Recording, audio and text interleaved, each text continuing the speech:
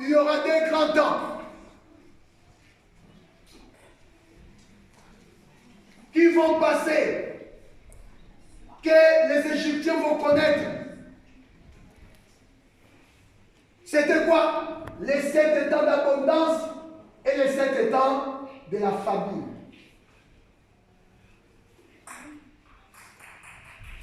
Écoutez-moi bien ici. Quand Joseph est apparu devant Pharaon, il interprétait le songe. Il a dit, dans son songe qu'il a eu, les 7 belles grâces représentaient les 7 temps de l'abondance. Et les 7 bœufs, lait, cela représentait les 7 temps de la famine.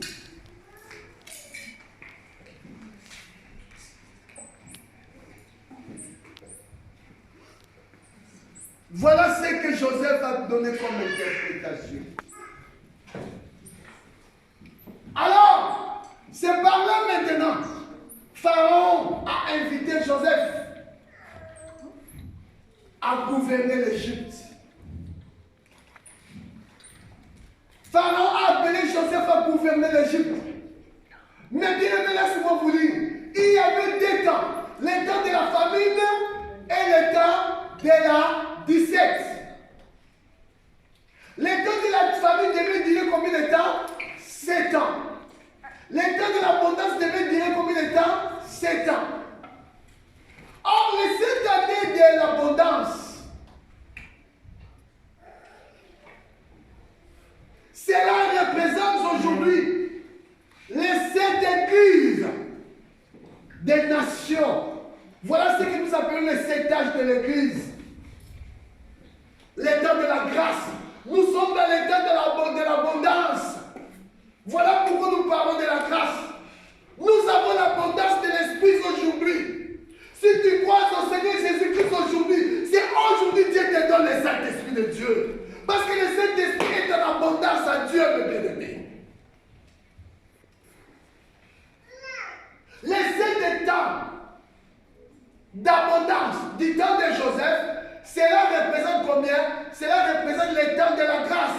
Or, le temps de la grâce est coupé en 7 parties ou à 7 dispensations.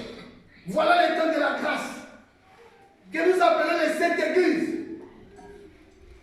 Je vous ai dit, nous pouvons aussi l'appeler les 7 qui est l'élève qui connaît ce que nous avons appris. Qu'est-ce que nous avons parlé sur les 7 âges, 7 églises? On peut dire aussi sur les 7 quoi? Les 7 âges, les 7 dispensations. Nous pouvons aussi le dire les 7 quoi? 7 veilles. Nous avons parlé une journée. À combien de veilles? Je parle de journée de l'homme. Une journée de l'homme a combien de veilles? Et divisé combien de veilles? 4 veilles. Le matin, le minuit, le soir et le chant du coq.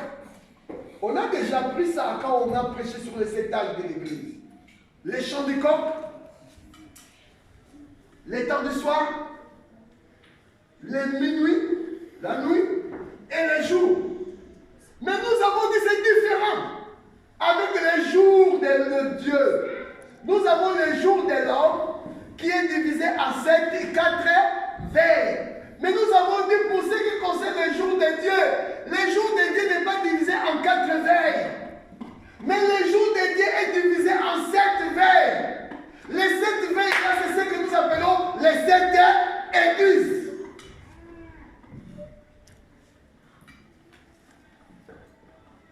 Les 7 veilles.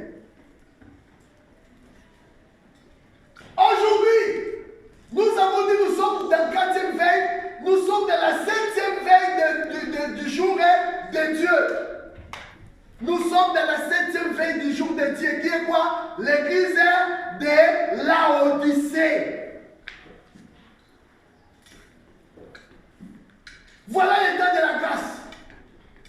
Les 7 temps des temps de la grâce. Les moments d'abondance. Nous vivons les temps d'abondance aujourd'hui, mes frères. Nous vivons les temps d'abondance aujourd'hui, mes sœurs. Aujourd'hui, si tu crois seulement au Seigneur Jésus-Christ dans la vérité, Dieu t'accorde le Saint-Esprit de Dieu. Aujourd'hui, Dieu a donné à son Église l'abondance de l'Esprit de Dieu. Ce n'est pas l'abondance d'argent. Aujourd'hui, beaucoup des églises croient. Ils sont une vraie église parce qu'ils ont beaucoup d'argent. Voilà pourquoi aujourd'hui, beaucoup de gens, beaucoup de serviteurs, soi-disant de Dieu, ils nous présentent le matériel. Ils nous présentent des jets privés. Ils nous présentent leurs châteaux qu'ils ont construits. Ils nous présentent, bien aimés, les richesses qu'ils ont consommées aujourd'hui. Et ils croient, bien aimés, ils sont serviteurs de Dieu parce qu'ils ont beaucoup d'argent, parce qu'ils ont des jets privés, parce qu'ils ont, bien aimé, je ne sais pas quoi. Oh, bien aimé, ce n'est pas ça. Nous sommes serviteurs de Dieu parce que tu as l'abondance du Saint-Esprit en toi. Si tu n'as pas le Saint-Esprit de Dieu, tu n'es pas un serviteur de Dieu. Mais aujourd'hui, regarde, l'église est tombée dans l'apostasie. Aujourd'hui, quand tu vas dans une église là où, bien aimé, tu vois que beaucoup de gens modestes qui entrent là-bas, tu dis, ah, ça, c'est pas ma place. Parce que quand tu veux entrer dans un lieu là où tu vois des riches entrer, bien aimé, ici, la richesse que nous en avons besoin, c'est le Saint-Esprit de Dieu. Voilà la richesse que Dieu a donnée à son église. Voilà les temps de l'abondance. Voici les temps de l'abondance, les temps de la grâce. Mais nous sommes au 7e veille du temps de la grâce. Dieu a mis un terme avec le peuple juif. Parce que ce peuple-là, ils les ont rejetés. Quand ils ont rejeté Dieu, quand ils ont rejeté le Messie, ils ont entré dans un temps le plus obscurantiste de l'histoire du peuple juif. Aujourd'hui aussi, c'est pareil avec les nations. Nous avons rejeté le Messie aujourd'hui. Le Messie n'est plus dans son église. Voilà ce que la Bible nous parle dans l'âge de la Odyssée. Prenons la Bible dans le livre d'Apocalypse chapitre 3. Écrit à l'âge de l'église de la Odyssée. Apocalypse chapitre 3, le verset 20. Jésus a dit, voici le message de l'âge de l'église de la Odyssée. Je veux que nous prenions seulement le verset 20. Parce que ce n'est pas aujourd'hui que nous sommes en train de prêcher sur l'âge de la Odyssée. La Bible dit, je me tiens à la porte et je frappe. Si quelqu'un attend ma voix et ouvre la porte, j'entrerai chez lui. Ça c'est quoi? C'est dans l'âge de l'église de la Odyssée. Où se trouve Jésus? Il est hors la maison. Jésus n'est plus dans son église. L'église a mis Jésus dehors, comme les peuples juifs l'ont fait. Quand ils ont atteint les 69e semaine, ils ont rejeté le Messie. Dieu ne les a pas pardonnés. Quand ils ont rejeté le Messie a tourné le dos contre ce peuple-là. Aujourd'hui, nous les nations, nous avons fait pareil. Nous avons rejeté le Messie. Oh, je vous ai dit, quand on rejette le Messie, quand on rejette le Christ, qui va prendre la place, c'est l'Antichrist. Aujourd'hui, les nations, nous avons fait pareil. Comme les Juifs l'ont fait. Ils ont rejeté leur Seigneur. Nous aussi, nous avons rejeté notre Seigneur. Nous avons qu'un seul Seigneur. Son nom, c'est Jésus-Christ de Nazareth. C'est lui le Seigneur de l'Église. C'est ainsi la Bible dit. Si tu confesses de ta bouche le Seigneur Jésus-Christ, et si tu crois dans ton cœur que Dieu l'a ressuscité de mort, tu seras sauvé. On nous appelle, nous les nations, de confesser dans notre bouche le Seigneur Jésus-Christ. Si tu ne confesses pas de ta bouche le Seigneur Jésus, si tu ne crois pas dans ton cœur que Jésus-Christ a ressuscité de mort, tu ne seras pas sauvé. Voilà le salut qui a été accordé à ce voleur-là sur la croix. Vous savez, le voleur, qu'est-ce qu'il a fait? Il a confessé la Seigneurie de Christ. Il a dit, Seigneur, n'oubliez pas. Jésus a dit, aujourd'hui, tu seras avec moi au paradis. Pourquoi? Parce qu'il avait confessé la seigneurie de Jésus. C'est Jésus qui est le Seigneur de l'Église. Nous avons qu'un seul Seigneur. Son nom c'est Jésus-Christ de Nazareth. Mais qu'est-ce que l'Église a fait? Nous avons pris notre Seigneur. Nous les avons fait quoi? Nous les avons rejetés.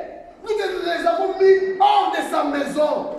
Or, la maison de Jésus, c'est quoi? C'est son église, le bien-aimé. Mais aujourd'hui, où est Jésus dans l'église? Jésus n'est plus dans l'église. Voilà l'âge de la Odyssée. Voilà le temps que nous vivons. Jésus est mis à la porte.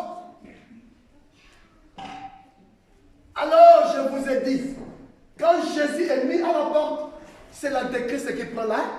Voilà l'église des nations aujourd'hui. Donc, celui qui est dans l'église aujourd'hui, c'est qui? C'est l'Antichrist. Voilà des faux enseignements. Le but de tous ces faux enseignements que nous trouvons dans les églises.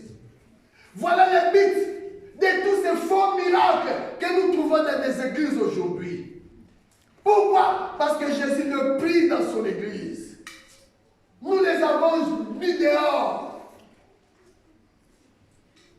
Nous avons rejeté Jésus-Christ. Mais nous allons dire comment nous l'avons rejeté. Mais quand nous ne voulions plus accepter les enseignements des apôtres, mais c'est Jésus que nous rejetons. Souvenez-vous, Paul a dit, j'ai posé le fondement comme message en Sudène, et que l'autre bâtit dessus. Que chacun prenne garde de la manière dont il bâtit dessus. Car personne ne peut poser un autre fondement que celui que nous avons posé, savoir Jésus-Christ. Paul a dit, les fondements là qu'il pose, c'est ça Jésus-Christ. Dans les enseignements là, qui nous ont été donnés par ces serviteurs des apôtres, c'est ça Jésus-Christ pour nous. Donc aujourd'hui nous trouvons Jésus-Christ au travers de sa parole. Mais quand on prend la parole là, nous les rejetons. Mais c'est Jésus que nous mettons dehors. Jésus est mis dehors aujourd'hui. Parce que nous ne voulons plus la parole de Dieu.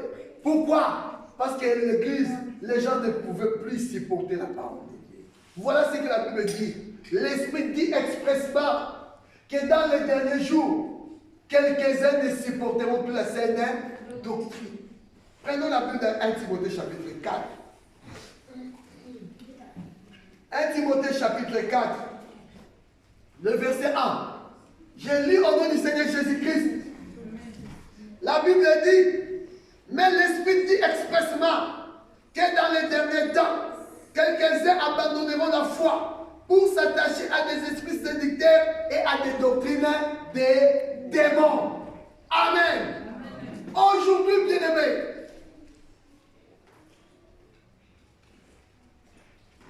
la foi est abandonnée. Les gens ne peuvent plus supporter la sainte doctrine. Pourquoi? Parce que cela est dur. La sainte doctrine. La Bible dit, car il viendra un temps où les hommes ne supporteront pas la sainte doctrine, mais ayant la démangeaison d'entendre des choses agréables, ils se donneront une foule de docteurs selon leur propre gré. 2 Timothée chapitre 4, le verset 3. 2 Timothée chapitre 4, le verset 3. Car il viendra un temps où les hommes ne supporteront plus la sainte. Aujourd'hui, la sainte doctrine n'est plus supportée. Or, quand nous parlons de la sainte doctrine, Paul a dit, mais c'est ça Jésus, c'est ça le fondement là qu'il pose là, la sainte doctrine là. C'est ça Jésus-Christ, mes bien-aimés.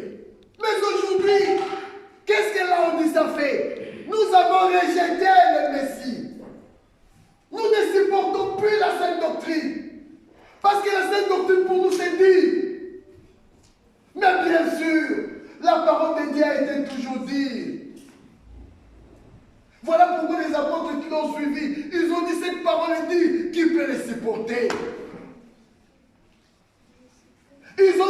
quelque part, si c'est le cas, si c'est ça la loi, si c'est ça le cas, pour qu'un homme soit sauvé, oh, nous voyons que personne ne sera sauvé. Jésus dit là, ce qui est impossible aux hommes est possible à Dieu. Je vais te dire ce matin, cela est possible à Dieu. Le salut est possible à Dieu. Il a donné le salut, il nous a donné le salut comme un don de la grâce. Il y a beaucoup de gens qui ne vont pas non plus supporter cela. Parce que cela n'est pas été non plus donné à eux, mais à celui-là que cette parole a été donnée. Bien aimé, il va se conformer, peu importe. Même si cela est dit, mais il va faire quoi? Il va se conformer.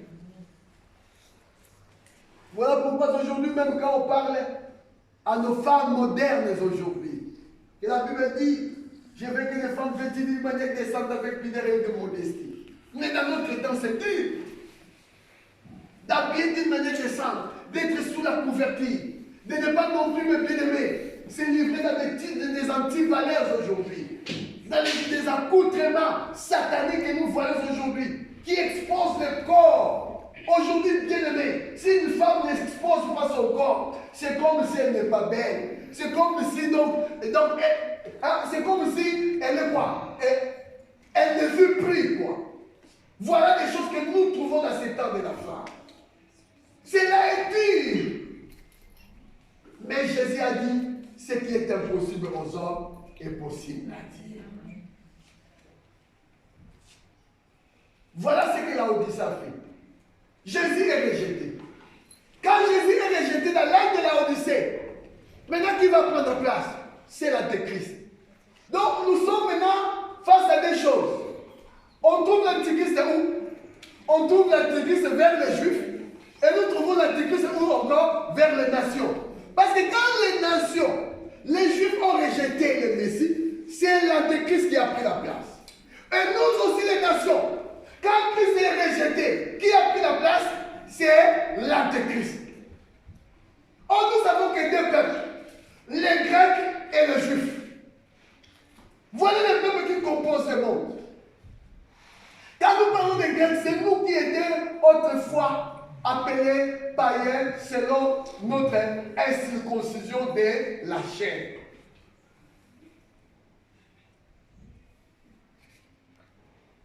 Dieu qui allait vers les Juifs, il a été rejeté. Il vient vers les nations. Maintenant, les nations, qu'est-ce qu'ils ont fait? Ils les ont rejetés. Alors Dieu n'a plus de choix. Qu'est-ce que Dieu va faire? Il faut qu'il retourne vers les Juifs. Or, pour que Dieu retourne vers les Juifs, il faut quoi? Il faut qu'il en finisse avec les nations. Ah, avec les nations. Dieu va finir avec nous au travers d'un événement. Et l'événement là que nous appelons quoi? L'enlèvement de l'Église. Donc l'enlèvement de l'Église, c'est la marque et la fin de la dispensation de la grâce. Donc ça veut dire que Dieu a fini avec nous. Il ne va plus traiter avec nous. Mais il va traiter avec qui? Avec les Juifs. Ah, avec les Juifs. Il restait combien de temps? Il restait que 7 ans. Donc ça veut dire que quand Dieu retourne vers les Juifs, ils vont rester combien de temps? 7 ans. Les 7 années-là, ça sera pourquoi? Pour cesser la transgression, mettre fin au péché, expier l'iniquité. D'accord? Accomplir les visions et des prophètes, et couronner les saints des saints. Donc, les 7 ans qui vont rester, bien aimé, ça sera tout simplement 5 ans où Dieu ne va plus traiter avec nous. Mais il va traiter avec qui? Avec les Juifs. Mais écoutez, parce que nous sommes en train de parler sur le temps. Qu'est-ce que la Bible nous révèle dans Matthieu chapitre 24? Revenons là-bas, le verset 22. Donc on comprend. À la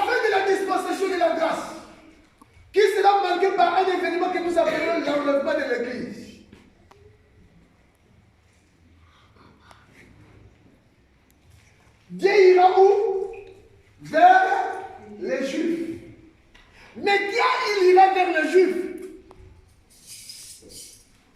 ils vont rester combien de temps? 7 ans. Bien aimé, voilà les temps de la grande tribulation. Mais les 7 années-là, qui a vu que cela est beaucoup? Je vous ai dit passer bien aimé 1 minute seulement en enfer. Au séjour des morts, c'est comme si tu as passé 1000 ans là-bas. À cause de la souffrance. Bien aimé, je t'invite de ne pas aller dans le séjour des morts. Je t'invite de ne pas rester quand Jésus-Christ viendra. Mais pour que tu ne restes pas, c'est aujourd'hui que tu devais donner ta vie à Jésus-Christ. C'est aujourd'hui que tu devais te répartir. Aujourd'hui que tu devais abandonner tout. C'est aujourd'hui que tu vas choisir Jésus-Christ étant la perle du grand prix. Oh, pour avoir la perle du grand prix, Jésus a dit, bien aimé, il faut que tu vends tout ce que tu possèdes. J'ai dit tout ce que tu possèdes, c'est quoi? C'est le péché que tu possèdes. Parce que le péché, c'est aussi une richesse. Je dis à Jésus veut maintenant que tu vends tous tes péchés. Tu vas le vendre ou comment? En donnant ça sur lui. Voilà pourquoi Jésus nous appelle. Il a dit, venez à moi, vous tous qui êtes fatigués et chargés, et je vous donnerai du repos. Il appelle des pécheurs. Il nous appelle, nous, des pécheurs, de venir à lui. Car lui, c'est qui pouvait nous donner les vrais repos. Parce qu'un pécheur, il n'a pas de repos. Parce que tu es cet esclave. Tu es soumis, bien aimé, à des esprits démoniaques. Parce que derrière ce péché, il y a un esprit. Et les esprits-là que tu es soumis, c'est un qui est ton maître. C'est lui qui domine sur toi. Et cet esprit-là, il ne va pas non plus te laisser en repos. Pour avoir le repos, Jésus-Christ t'appelle à lui. Parce que si tu viens à lui, l'esprit-là, il va faire quoi? Il va fuir. C'est par là maintenant qu'on va pouvoir commencer ton repos. Donc il n'y a pas de repos sans Jésus. Jésus, c'est celle qui donne le vrai repos. À lui, celle qui a le vrai repos. C'est à lui que nous reposons. Nous reposons de nos œuvres serviles. Jésus nous appelle. Écoutez, Matthieu chapitre 24, le verset 22. La Bible dit,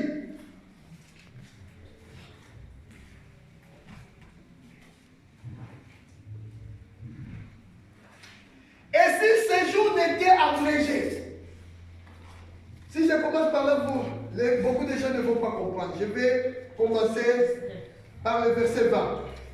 Priez.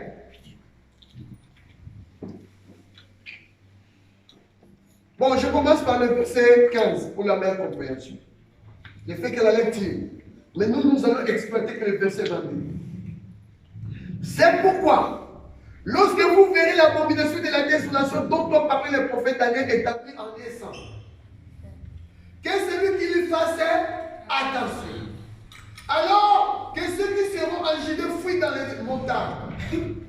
C'est que celui qui sera sur le toit ne descend pas pour prendre ce qui est dans sa maison. Et que celui qui sera dans les champs ne retourne pas en arrière pour prendre son manteau. Malheur aux femmes qui seront enceintes et à celles qui arrêteront à ce jour-là. Priez pour que votre fuite n'arrive pas à l'hiver, ni un jour de sabbat. Car alors, la détresse sera si grave. Voilà ce que nous sommes en train de partager. Notre grand thème, c'est quoi? C'est la grande détresse. Ce que nous appelons la grande tribulation.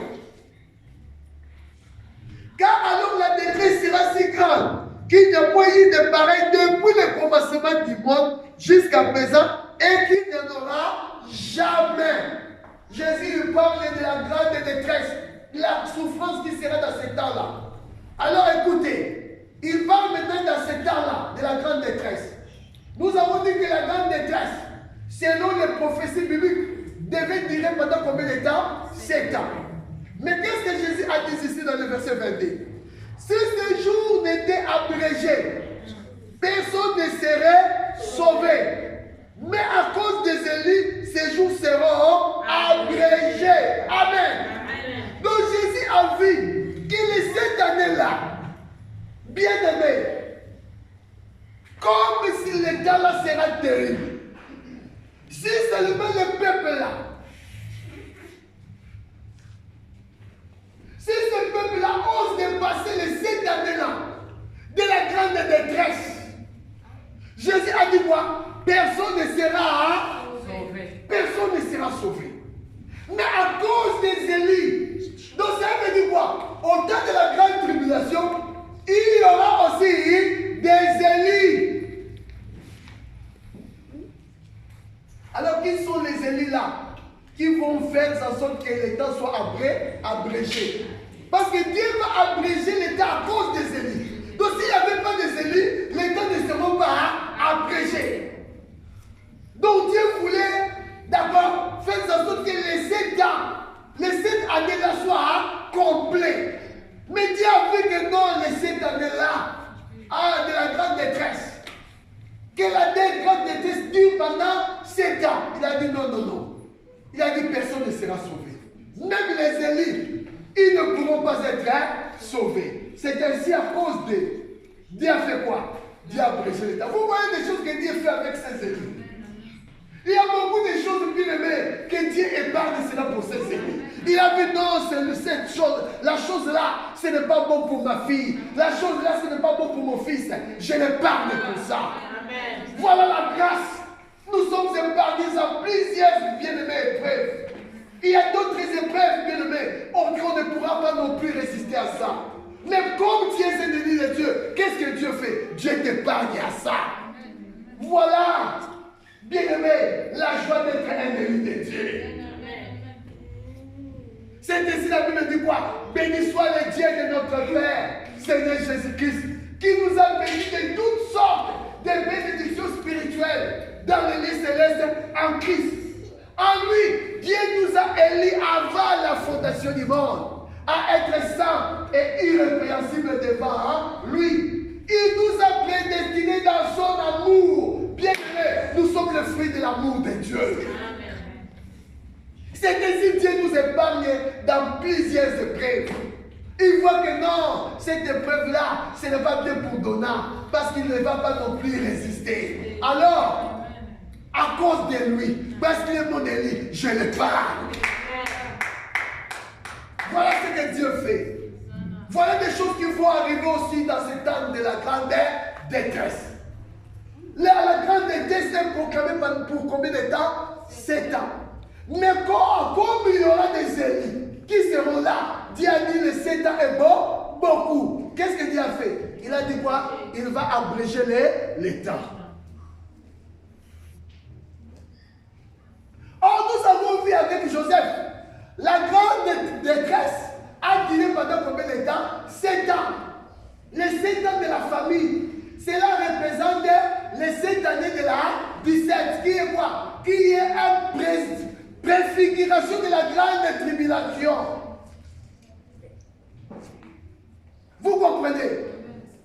Les 7 ans de la 17 est la préfiguration de quoi? De la grande tribulation. Les 7 ans de l'abondance de Joseph est quoi? Est la préfiguration du temps de la grâce. Or, le temps de la grâce est départi à combien de parties? 7 parties. On pourra aussi dire les 7 veilles. Ce que nous appelons les 7 églises. Voilà la grâce. Il les a départis en 7 parties. Il a fallu vraiment, c'est long.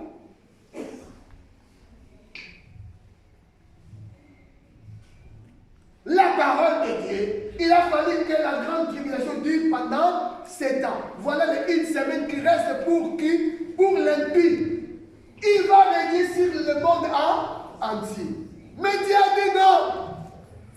Les 7 années-là, c'est beaucoup pour mes amis. Je vais apprécier le temps. Oh, Jésus, c'est bon, mes bien-aimés. Mais qui sont ces élus-là? Ça ne sera plus les temps des nations, mes bien-aimés.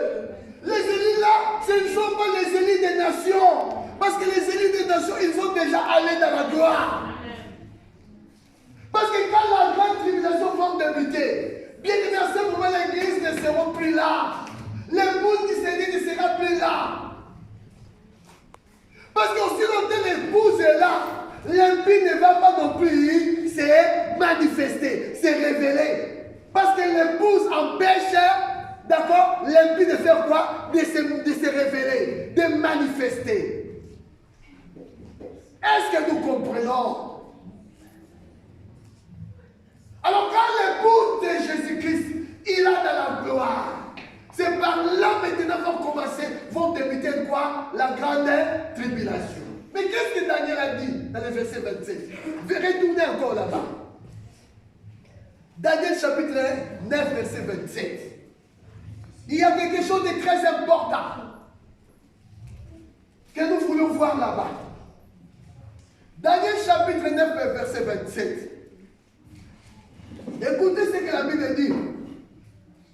Il fera une solide alliance avec plusieurs pour une semaine. Ici, c'est un autre oint. C'est qui? C'est là que Christ. Nous avons deux oints. Un faux oint et le vrai oint.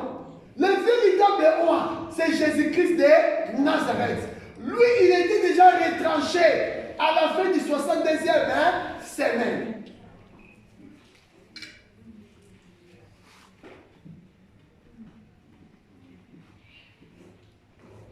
Vous comprenez? Il y avait 7 semaines et il y avait 62 semaines. À la fin des 62e semaine, cela a été marqué par un événement. Le retranchement du prince Messie. Il était retranché au milieu du peuple. Et quand il était retranché, cela a fait combien? 483 ans. Jésus il a fait quoi? Il a été retranché, donc cela veut dire crucifié, rejeté par le peuple juif. Alors, maintenant, une semaine là, maintenant la bête,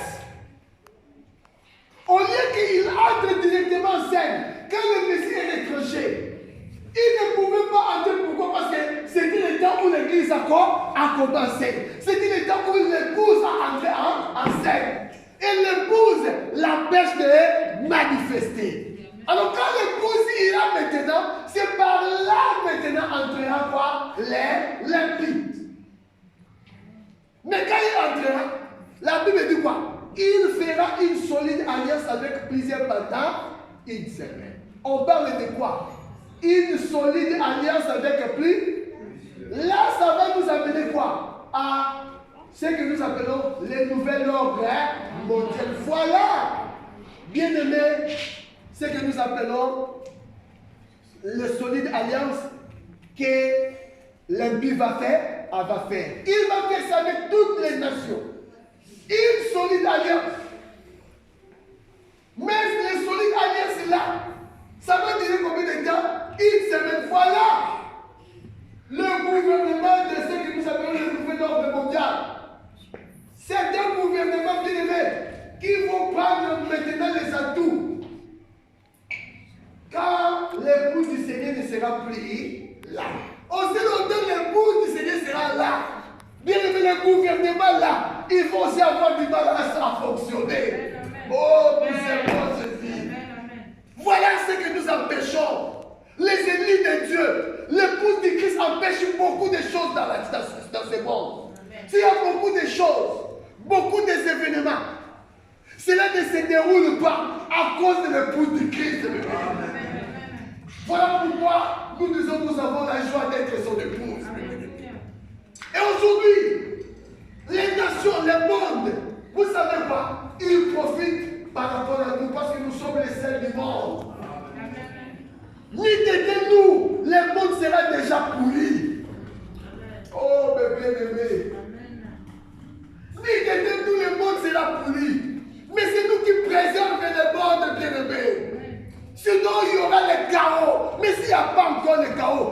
cause de nous.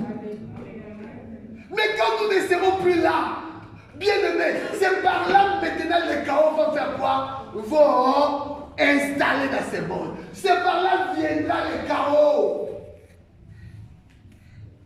Le chaos vient quand l'épouse ne sera plus là. Mais le chaos s'appelle l'impie, mes bien-aimés. Le chaos s'appelle le gouvernement de quoi? Des nouvel ordre mondial. Ça sera un gouvernement du chaos. Le diable, l'impie, il va régner le monde entier. Il fera en sorte qu'il, d'accord? Il fera en sorte que lui-même, qu'il soit le roi de la terre. Dieu va permettre cela. Pourquoi? Parce que son épouse n'est plus là. Alléluia. Vous comprenez? Quand l'épouse était là, Dieu n'a pas non plus permis cela. Mais quand l'épouse ne sera plus là, Dieu va le permettre. Vous voyez comment ce que l'épouse représente aux yeux du Seigneur. L'épouse n'est pas n'importe qui. C'est ainsi bien Jésus-Christ dira, ne touchez pas à mes soins et ne faites pas le mal à mes prophètes.